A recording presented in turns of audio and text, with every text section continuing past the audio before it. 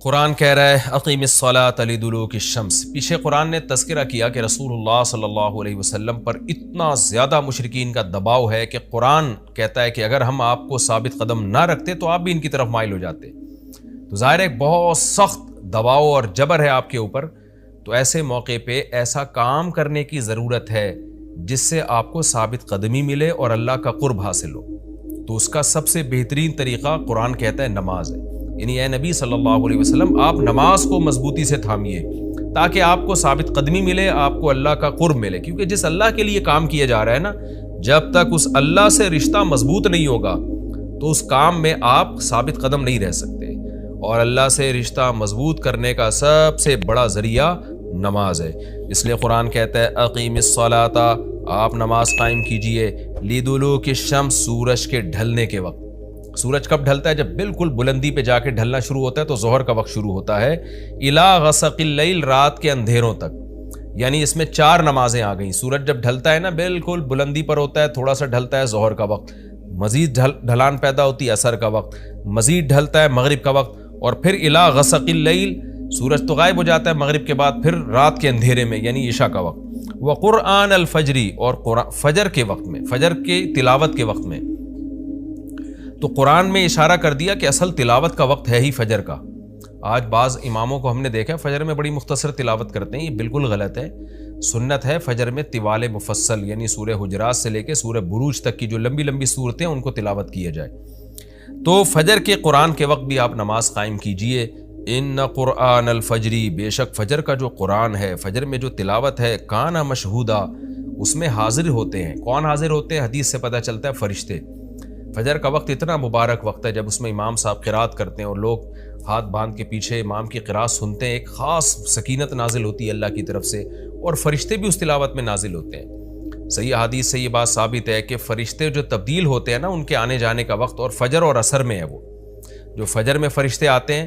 انسان کی حفاظت کے لیے، لہو معقبات من بین یدیہ ومن خلفہ یحفظونہ من امر اللہ، بہت ساری مخلوق اس کائنات میں ایسی ہے جہاں تک سائنس نہیں پہنچی، اور ہو سکتا ہے قیامت تک پہنچ ہی نہ سکے، وہ انسان کی عقل سے بالاتر ہے وہ مخلوق، اور یہ بھی ممکن ہے پہنچ جائے سائنس ترقی کر کے۔ وہ مخلوق انسان کو نقصان پہنچانے کی کوشش کرتی ہے، تو اس مخلوق سے بچانے کے لیے، جن میں جنات ہیں سر فہرست، ان سے بچانے کے لیے اللہ نے فرشتوں کا انتظام کیا ہے۔ تو حدیث میں آتا ہے صبح و شام، قرآن سے بھی یہ بات ثابت ہے، صبح و شام فرشتوں کی باریاں چینج ہوتی ہیں اور وہ ہماری حفاظت کے لیے اللہ کی طرف سے متعین ہوتے ہیں۔ تو ان کی جو حاضری ہے ان فرشتوں کی، وہ فجر کے وقت میں ہوتی ہے۔ اور یہ بھی حدیث سے ثابت ہے کہ بہت سے فرشتے صرف تلاوت سننے کے لیے زمین پہ اترتے ہیں۔ تہجد کے بارے میں حدیث میں آتا ہے کہ جب کوئی شخص تہجد میں قرآن کی تلاوت کرتا ہے تو فرشتے آنا شروع ہوتے ہیں اور اس کے جو ہے نا لبوں پہ اپنے منہ کو رکھ لیتے ہیں اس کی تلاوت کو چکھنے کے لیے۔ اتنا فرشتوں کو لطف محسوس ہوتا ہے تہجد کی تلاوت میں، اور پھر وہ تانتا بناتے بناتے جو ہے نا ایک دوسرے پہ سوار ہوتے ہوتے آسمان کی بلندیوں تک پہنچ جاتے ہیں۔ تو فجر کی نماز میں بھی یہ فضیلت ہے۔ تو آگے اللہ فرماتے ہیں کہ اللہ نے فجر کی نماز کی فضیلت کو بیان کیا، آگے اللہ فرماتے ہیں وَمِنَ اللَّيْلِ، یہ تو 5 نمازیں ہو گئیں، یہ تو ساری امت پہ فرض ہیں، لیکن رات کے کچھ حصے میں فَتَہَجَّدْ بِهِ کا مطلب اس حصے میں آپ نے تہجد پڑھنی ہے، نافلۃ لک، اے محمد صلی اللہ علیہ وسلم، یہ آپ کے لیے اضافہ ہے۔ کیا مطلب؟ یا تو نبی صلی اللہ علیہ وسلم پہ 6 نمازیں فرض تھیں، یعنی 5 فرض کے علاوہ تہجد بھی فرض تھی، تو اس لیے قرآن نے کہہ دیا کہ امت پہ تو 5 فرض ہیں نافلۃ لک، لیکن یہ تہجد آپ کے لیے اضافی ہے، یعنی آپ پر 6 نمازیں فرض ہیں۔ ایک مطلب تو یہ بھی ہو سکتا ہے۔ اور جو علماء اس کے قائل ہیں کہ نہیں نبی پر تہجد فرض نہیں تھی، تو ان کے نزدیک اس آیت کی تفسیر یہ ہوگی کہ یہ آپ کے لیے ایک اضافہ ہے اللہ کے قرب حاصل کرنے کا، یعنی 5 نمازیں تو پڑھنی ہی پڑھنی ہے، لیکن آپ اللہ کے قرب کے لیے ایک اضافی چیز بھی آپ کو دی جا رہی ہے تاکہ آپ کے درجات اور زیادہ بلند ہو۔ تو ایسی صورت میں یہ صرف نبی کے ساتھ خاص نہیں ہے، کیونکہ خطاب نبی سے چل رہا ہے، اس لیے اللہ نے کہہ دیا آپ کے لیے اضافہ، ورنہ حقیقت میں پوری امت کے لیے یہ اضافہ ہے۔ آگے اللہ فرماتے ہیں عَسَىٰ أَن يَبْعَثَكَ رَبُّكَ، امید ہے کہ آپ کو آپ کا رب پہنچا دے مقام محمود تک۔ یہ مقام محمود کیا ہے؟ شفاعت کبریٰ، یعنی تمام پیغمبر نبی کے پاس آئیں گے کہ آپ سفارش سے آغاز کریں، یعنی سفارش کا آغاز آپ سے ہوگا، پھر آپ صلی اللہ علیہ وسلم سفارش کریں گے۔ تو یہ ایک سب سے اونچا مقام ہے جو اللہ قیامت کے دن رسول اللہ صلی اللہ علیہ وسلم کو دے گا، اور جس سے آپ کی تمام پیغمبروں پر فضیلت ثابت ہو جائے گی کہ جب تک آپ کی طرف سے شفاعت کی ابتدا نہیں ہوگی کوئی اور پیغمبر سفارش نہیں کریں گے۔ تو اللہ نبی صلی اللہ علیہ وسلم کو تسلیاں دے رہا ہے کہ یہ مشرکین کا جو آپ پہ اوپر بے پناہ دباؤ ہے، جبر ہے، آپ اس میں تسلی رکھیے، آپ نماز قائم کریں اور تہجد کی پابندی کریں، اللہ نے آپ کو بہت بڑا آگے چل کے مقام دینا ہے۔ تو چونکہ نبی صلی اللہ علیہ وسلم بھی بشر تھے نا، مشرکین کے دباؤ کی وجہ سے آپ بھی ایک پریشانی میں آتے تھے، تو اس لیے اللہ آپ کو ثابت قدم رکھنے کے لیے آپ صلی اللہ علیہ وسلم کو یہ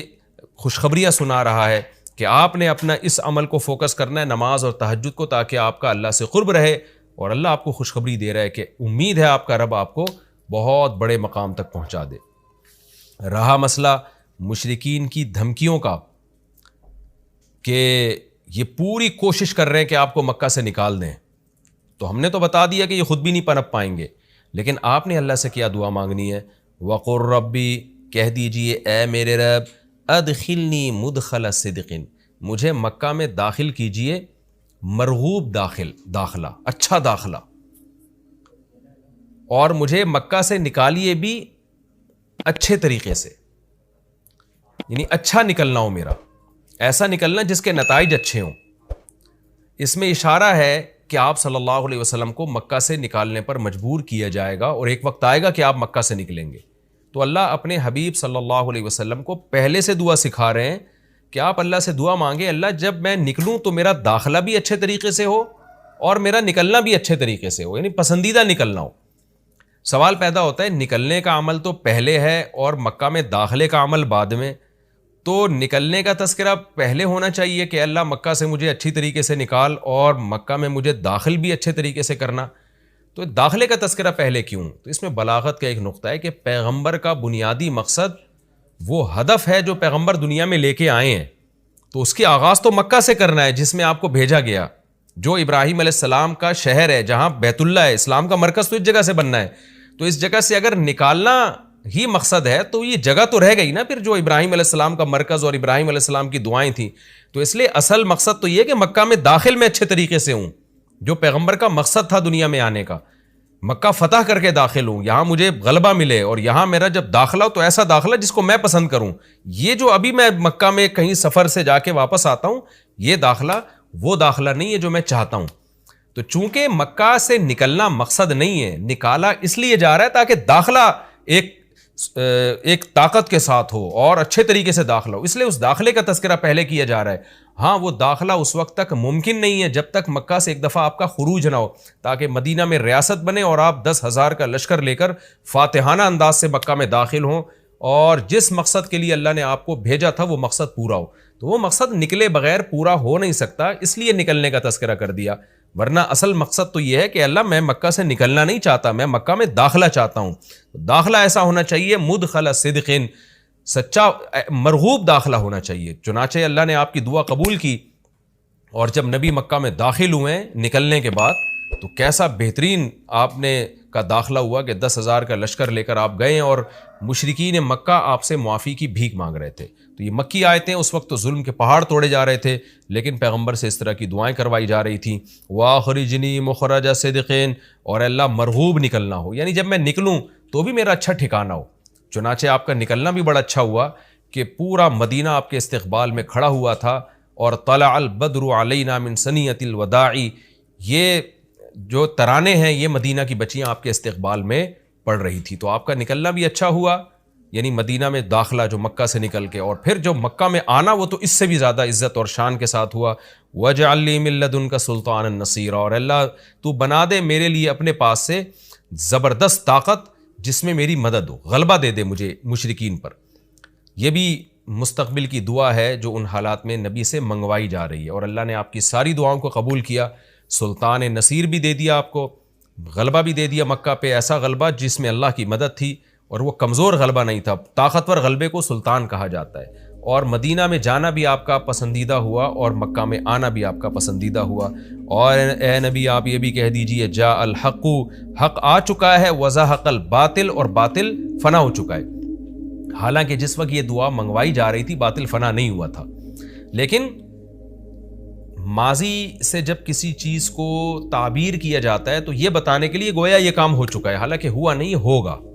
لیکن نبی کی زبان سے نکلوایا جا رہا ہے کہ آپ مشرکین میں اعلان کر دیں کہ بس یہ کام ہو چکا ہے، حق آ گیا، باطل ختم، اور یعنی ہوگا تو فیوچر میں، لیکن گویا ابھی ہو چکا ہے، اتنا یقینی ہے کہ میں تمہیں اس کی پہلے سے خبر دے چکا ہوں کہ باطل اب پنپنے نہیں پائے گا کیونکہ حق اب آ چکا ہے۔ ان الباطل کان زہوقا، اور باطل تو ہے ہی فنا ہونے والی چیز، جب حق آتا ہے تو باطل فنا ہو جاتا ہے۔ نبی صلی اللہ علیہ وسلم جب مکہ مکرمہ میں داخل ہوئے نا تو آپ بتوں کو چھڑیوں سے گراتے تھے، چھڑی سے مکہ میں داخل ہو کے 360 بت کو ایک ایک کر کے چھڑی مارتے تھے اور وہ بت الٹے لڑکتے تھے، تو آپ اس موقع پر یہ آیت پڑھ رہے تھے کہ جاء الحق وزهق الباطل ان الباطل کان زہوقا۔ کیا کیفیات بنتی ہوں گی صحابہ کی اور پیغمبر کی اس وقت کہ جو خوشخبری ان کو 13 سال پہلے دی گئی تھی، کئی سال پہلے دی گئی تھی اور یقینی دی گئی تھی کہ یہ ہو چکا، تو اللہ نے اپنی آنکھوں سے دکھا دیا کہ کیسے بتوں کو بیت اللہ سے نکالا جا رہا ہے اور اللہ کے گھر کو کیسے شرک سے پاک کیا جا رہا ہے۔ وَنُنَزِّلُ مِنَ الْقُرْآنِ مَا هُوَ شِفَاءٌ وَرَحْمَةٌ لِّلْمُؤْمِنِينَ، اور قرآن کہہ رہے ہیں ہم قرآن نازل کرتے ہیں جس میں مومنین کے لیے شفا ہے، یعنی اے نبی آپ کی تسلی کے لیے اور بھی ہم بتائیں آپ کو کہ ہم یہ جو آیتیں نازل کر رہے ہیں نا اس میں مومنین کو بھی شفا مل رہی ہے، ان کی اصلاح ہو رہی ہے شرک سے اور برے عقیدوں سے، اور مسلمانوں کے لیے یہ رحمت ہے، ان کو تسلیاں بھی مل رہی ہیں۔ وَلَا يَزِيدُ الظَّالِمِينَ إِلَّا خَسَارًا، اور ظالمین کے خسارے میں اضافہ ہو رہا ہے کیونکہ ظالمین اس پر عمل نہیں کر رہے، حجت تمام ہو رہی ہے۔ وَإِذَا أَنْعَمْنَا عَلَى الْإِنسَانِ أَعْرَضَ وَنَأَىٰ بِجَانِبِهِ، قرآن کہتے ہیں ہم جب انسان پر احسان کرتے ہیں تو وہ اعراض کرتا ہے اور اپنے پہلو کو ہٹا دیتا ہے، نعمت ملنے کے بعد بجائے اللہ کے قریب ہونے کے اللہ سے دور ہوتا ہے۔ وَإِذَا مَسَّهُ الشَّرُّ، اور جب انسان کو کوئی مصیبت پہنچتی ہے كَانَ يَئُوسًا، تو مایوس ہونے لگتا ہے، یعنی انسان کے بارے میں شکایت کی جا رہی ہے کہ اس کا اللہ پر ایمان نہیں ہے۔ پیغمبر کا مقصد ہے اللہ سے جوڑنا، تو یہ جو مشرکین ہیں جو اللہ کو نہیں مانتے، یہ خوشیوں میں بھی اللہ کو بھولتے ہیں اور غم میں بھی اللہ کو بھولتے ہیں، اسباب کو دیکھتے ہیں، لہٰذا جب اسباب کو آپ دیکھتے ہو اور پریشانی آتی ہے تو اسباب بتا رہے ہوتے ہیں پریشانی دور نہیں ہو سکتی، تو مایوس ہونے لگتے ہیں، ڈپریشن میں جاتے ہیں، اور جب خوشی آتی ہے تو اپنا کمال سمجھتے ہیں لہذا اترانے لگتے ہیں اور خدا سے دور ہو جاتے ہیں۔ تو اے نبی ان سے کہہ دیجئے کل یعمل علی شاکلتہ، ہر شخص اپنی نیچر کے مطابق عمل کر رہا ہے۔ اچھے لوگ کیا کرتے ہیں کہ جب انہیں خوشی ملتی ہے تو شکر ادا کرتے ہیں، اور غم آتا ہے تو مایوس نہیں ہوتے، ان کو پتہ ہے غم اللہ دور کر سکتا ہے۔ فربکم اعلم، تمہارا رب خوب جانتا ہے بمن هو اہدی سبیلا، کون ان دونوں فریقوں میں سیدھے راستے پر چل رہا ہے، جو غموں میں مایوس ہو اور خوشیوں میں اترانے لگے، خدا سے دور ہو جائے، وہ گمراہی والے راستے پر ہے، اور جو خوشیوں میں اللہ کے قریب آئے، شکر ادا کرے، اور غموں میں بھی اللہ کے قریب آئے کہ غم کو اللہ ہی دور کر سکتا ہے، مایوس نہ ہو، یہ سیدھے راستے پر ہے۔ اللہ خوب جانتا ہے کون سیدھے راستے پر ہے، یعنی اس میں اللہ نے اشارہ دے دیا کہ یہ لوگ سیدھے راستے پر ہے، تو ہمیں ایسا بننا چاہیے۔ یہ ہمارا رکوع